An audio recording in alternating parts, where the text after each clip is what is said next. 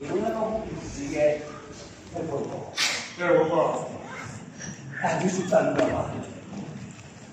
Sibaleke ixesha nobisi usekolo. Sikhulele ngoku. Sikhulele Nkosi Mabena. Amen. Ngena apha.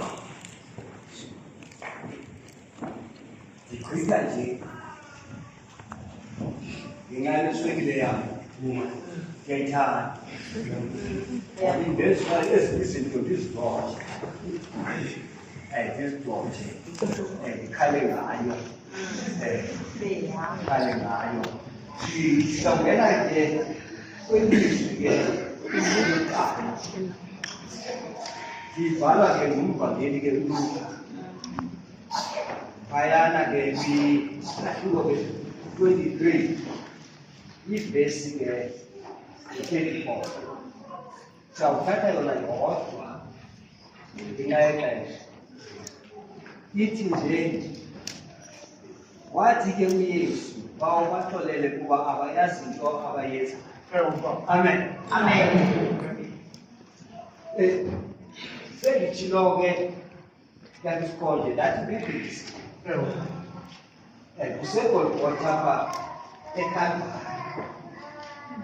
Njengoba ubisi nje, i-attendance was very good. Babekho bonke abantu, zikho zonke iindidi zabantu. Uzigroups ezintathu zokuwela umtshana. Igroup yokuqala yile eyayizocelebrate igroup yesibini yile eyayizodefenda ubulawa bukaYesu. Igroup yesithathu kwakungozihamba nje.